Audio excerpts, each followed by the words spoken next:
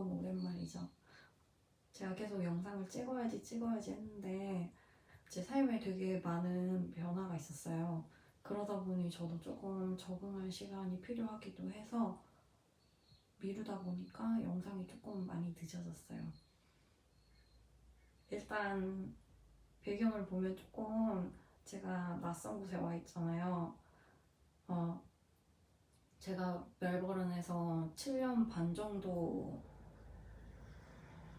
시간을 보내고 지금은 처음으로 멜버른을 떠나서 뉴사우스웨일즈의 한 시골 마을에 와 있어요.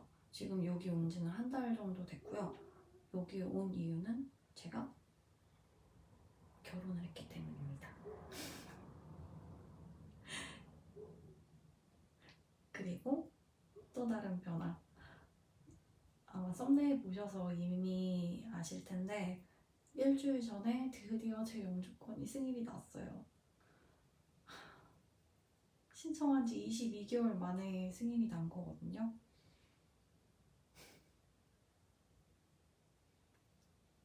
제가 영주권을 신청한 지 22개월 만에 승인이 난 거거든요.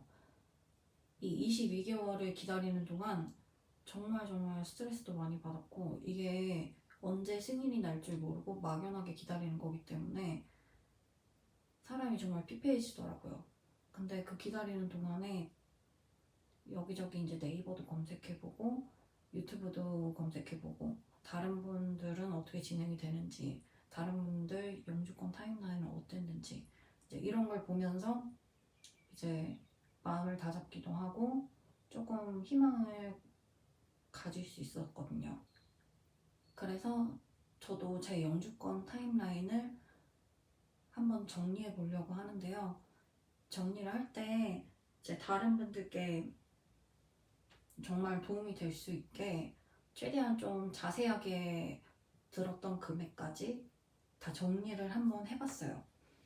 저는 일단 호주 워킹홀리데이 1년을 다녀오고 한국에서 1년 정도의 시간을 보내면서 유학과 이민을 결정을 했어요. 그래서 학교는 멜버른의 윌리엄 앵글리스를 결정을 하고 2014년도 6월 달에 호주 멜버른으로 입국하게 됩니다.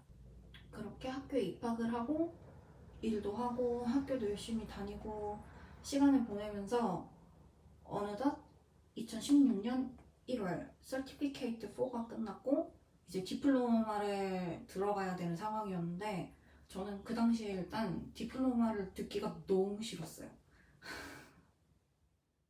제가 디플로마를 듣기 싫었던 이유 두 가지.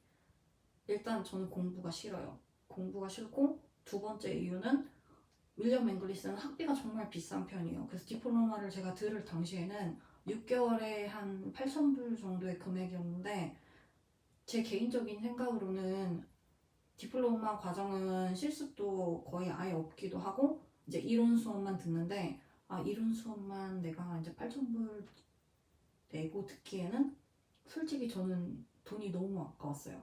그래서 디플로마를 듣고 싶지 않았거든요. 혹시라도 내가 디플로마를 들어야 한다면 학교를 바꿔서 듣고 싶은 생각이 있었어요. 그래서 이때 약간 지역 위주를 조금 고민을 했어요. 그래서 아예 시골 외곽 지역으로 가서 디플로마를 마치고 거기에서 RSMS를 들어서 RSMS라는 비자를 받아서 영주권을 따는 게 좋지 않을까. 그리고 다른 옵션은 제가 일하던 가게에 정이 되게 많이 들었어요. 그래서 여기에서라면은 457 비자를 받아도 나쁘지 않겠다라는 생각이 들었거든요. 그렇게 고민을 하면서 사장님이랑도 대화를 나눴고 사장님이 먼저 저한테 457 비자를 제안했고요.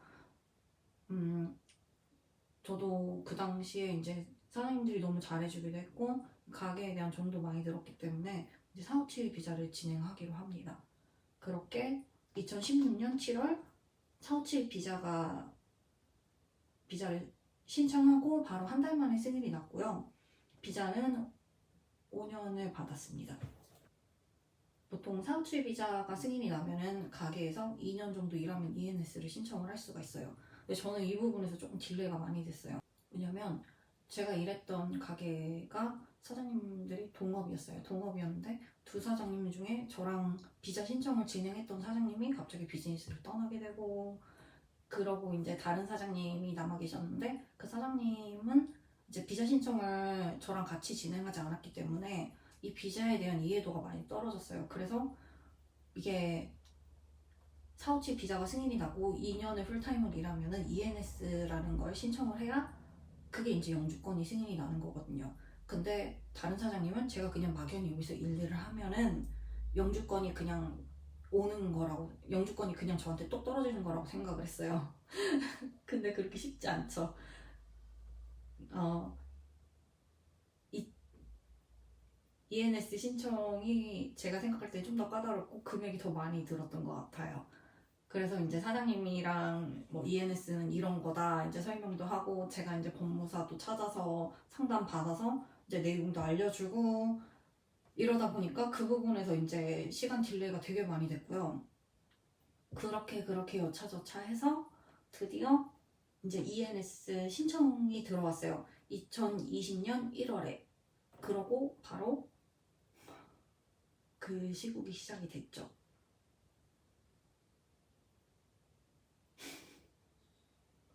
그 뒤부터 이제 막연한 기다림이 시작이 됩니다. 그 시국 이전에는 ENS를 신청하면은 평균적으로 하스피탈리티에 있는 사람들은 1년이면은 이제 비자가 승인이 났어요. 근데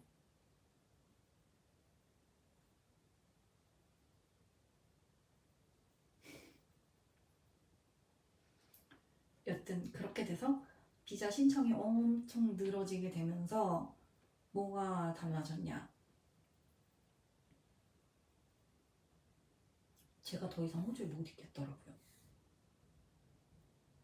그래서 실은 제가 진짜 한국으로 돌아가려고 거의 결정을 했었어요. 근데 제가 이제 그 시국에 비자도 딜레이 되고 이러는데 그 와중에 또 장거리 연애 중이었습니다. 지금은 다 지난 일이라서 이렇게 웃으면서 얘기할 수 있었는데, 이제 그 당시에는 이제 제가 지냈던 멜버른이 세상에서 제일 봉쇄를 길게 한 도시, 뭐 총 300 몇십 일을 했다고 하더라고요. 뭔가 상당히 고립돼서 지내고 일집 이것만 하고, 비자는 언제 나올지 모르고, 이제 남자친구도 언제 볼지 모르고, 계속 이런 생활을 반복하다 보니까 아 진짜 그냥 모든 게 지긋지긋하더라고요. 제가 이제 멜버른에서 지내면서 스트레스가 그에 달하게 되면서 그냥 비자를 포기를 하기로 결정을 했어요.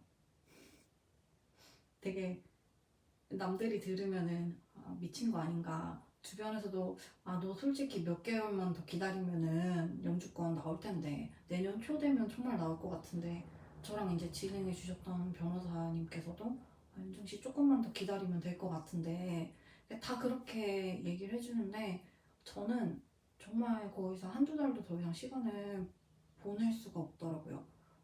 이제 그 지역에 질리기도 했고, 제가 이제 일하는 곳에서 그 당시에 이제 7년 넘게 일을 하다 보니까 이제 제가 그동안 쌓여왔던 스트레스도 너무 컸고, 그래서 더 이상 시간을 보낼 수가 없어서 제가 이제 20개월 넘게 기다렸던 영주권도 그냥 나는 포기를 하겠다, 그렇게 얘기를 하고 멜버른을 떠나게 됩니다. 이제 10월 달쯤에 이제 사장님이랑도 대화를 하고 이제 11월에 떠나기로 이제 결정을 했는데, 참 아이러니하게 떠나기로 딱 결정을 하고 나니까 10월 중순? 10월 말쯤에 추가 서류 요청이 오더라고요. 추가 서류 요청이 뭐냐면은 제가 비자를 신청한 지 1년이 넘었잖아요. 그러면은 제가 처음에 신청을 할 때 냈던 서류의 몇 가지가 1년이 지나면 그 이제 기한이 끝나요. 그래서 다시 이제 재발급을 받아서 다시 내야 되는 건데요. 이제 그 당시에 제가 추가 서류 요청이 왔던 거는, 저는 이제 폴리스 책, 범죄, 그 호주 범죄 기록, 호주 범죄 모르겠다. 제가 1년 사이에 범죄자가 혹시 됐나 안 됐나 확인하려고 하나 봐요. 그러고 원래는 이제 신체 검사도 다시 요청이 올 수 있는데 저는 운 좋게 신체 검사 요청은 오지 않았어요. 그리고 이제 가게 관련된 뭐 서류도 이제 추가 요청이 왔었고요. 이제 그렇게 그래 이거면 정말 마지막으로 내고 그러고 혹시라도 이제 비자가 나오면은 나오는 거고 아니면은 그냥 안 나오는 거다. 이게 내 운인가 보다. 그냥 이렇게 마음을 먹었어요. 그리고 제가 비자가 이렇게 많이 딜레이가 되면서 꼭 안 좋은 일만 있었던 건 아니에요. 오히려 약간 운이 좋은 부분도 있었는데요. 이게 뭐냐면 아마 많은 분들이 잘 모르실 거예요. 저도 이거를 전혀 모르고 있었던 건데 제가 같이 일했던 친구가 저한테 한번 이렇게 물어보더라고요. 윤, 너는 여기서 일한 지 얼마나 됐어? 그래서 저는 이제 딱 7년 좀 넘었네? 이러니까 갑자기 그 친구가 너 그러면 롱 서비스 리브 받을 수 있겠다 이러는 거예요. 이제 그 친구가 설명을 해주면서 이렇게 한번 뭐 전화해서 알아봐라 이렇게 얘기를 하더라고요. 이제 그래서 이제 그거를 이제 구글에도 검색을 해보고 이제 전화도 해서 알아봤는데 롱 서비스 리브가 뭐냐면은 장기 근속 유급 휴가 같은 건데 호주는 제가 알기로는 퇴직금 같은 게 없어요. 근데 이제 7년 차 솔직히 한 곳에서 7년이라기 정말 힘듭니다. 근데 이제 7년 이상 일을 하면은 이제 보상 같은 게 쥐어지는 것 같아요. 그래서 이제 7년을 기준으로 6주의 유급 휴가를 받을 수 있어요. 만약에 뭐 8년, 9년, 10년 이렇게 일하면은 이제 그 기간에 맞게 더 휴가 기간이 더 길어지고요. 그리고 일단 제가 처음에 이 부분, 이 롱서비스 리브를 내가 못 받겠다라고 생각을 했던 게 제가 7년 넘게 일했지만 2년 동안 학생이었기 때문에 풀타임이 아니었어요. 그래서 2년 동안 파트타임이었고 그리고 나머지 이제 5년 정도만 풀타임이었단 말이에요. 그래서 이러면 이제 카운트 되는 게 조금 다르지 않을까 이렇게 이제 걱정을 했는데 이 부분은 이제 확실시 하려고 이제 비즈니스 빅토리아에 전화를 했어요. 거기에 이제 전화를 하니까 설명을 해주는 게 이 롱서비스 리브는 파트타임, 캐주얼, 그러니까 풀타임 그런 거 상관없이 한 업장에서 그냥 7년 이상 일하면 받을 수 있는 거예요. 대신에 만약에 이 7년의 기간 동안에 무급 휴가를 조금 길게 가졌다. 그러면은 이제 그 기간만큼 더 늘려서 보면 되는 거예요. 예를 들면 6개월의 무급 휴가를 중간에 가졌다. 그러면은 이제 7년 6개월이 돼야 이제 7년이 채워지겠죠? 근데 저는 정말 무급 휴가를 가져본 적이 거의 없어요. 손에 꼽힐 정도로. 있어도 한 1, 2주밖에 안 될 거예요. 그 정도로 정말 성실하게 일을 했는데 여튼 그거에 대한 보상으로 롱서비스 리브를 받게 됐습니다. 이제 롱서비스 리브는 저도 정확히 모르겠는데 6주 아마 조금 넘게 이제 제가 받을 거고요. 제가 받는 주급 기준으로 100% 나옵니다. 아주 좋죠.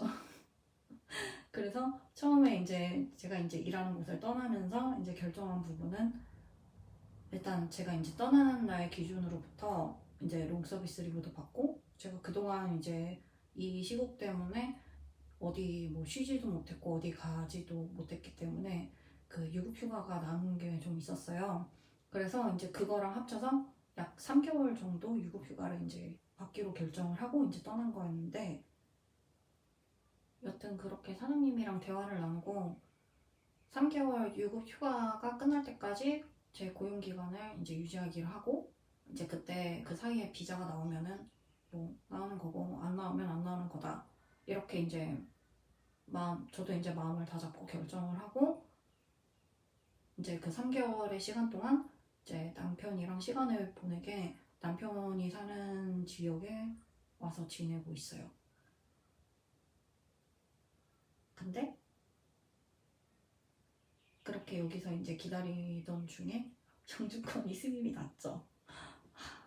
진짜 너무 다행이에요. 어쨌거나 이거를 포기하려고 마음을 먹긴 했지만 이게 내심 계속 겉으로는 됐어 그냥 안 나오면 말지 뭐 이렇게 하는데 이게 제가 여기에 이제 들어갔던 제 시간들도 많이 있고 그 이게 아무래도 비자 때문에 일을 저도 사람인지라 이제 일하는 곳에서 스트레스도 받고 뭐 힘든 일도 있고 이러면은 진짜 그만두고 싶다. 진짜 떠나고 싶다. 이런 생각이 들 때가 있었거든요. 이제 그럴 때도 제 발목을 계속 잡는 거예요. 이 비자라는 게. 결국에는 그거를 이제 놓고 떠나기로 결정을 했지만 계속 이제 그 부분에 대한 그 미련이 조금은 남아 있었어요. 왜냐면 제가 지금까지 열심히 고생하고 희생한 거에 대한 보답이라고 생각을 했거든요. 근데 제가 이제 일주일 전에 이제 남편도 이제 일 나가고 이제 집에서 혼자 있으면서 이제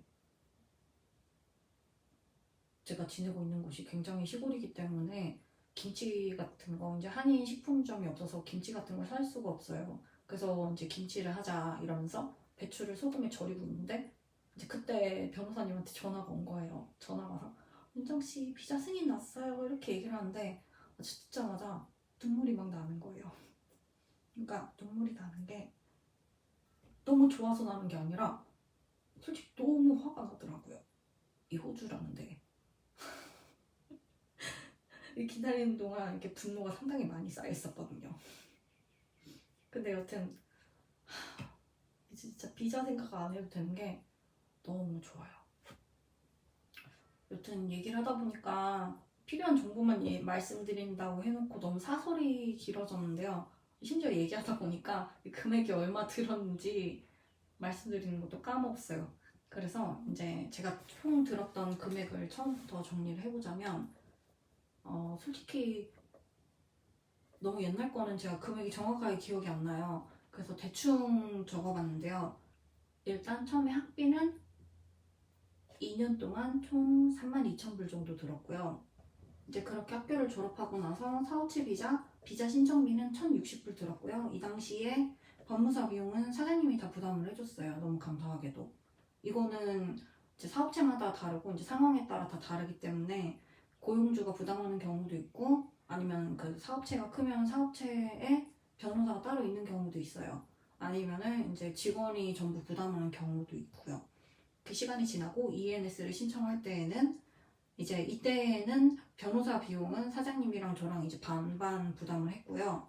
이 당시에 이제 변호사 비용은 대략 4,000불 좀 넘었던 것 같은데 솔직히 이것도 잘 기억은 안 나요.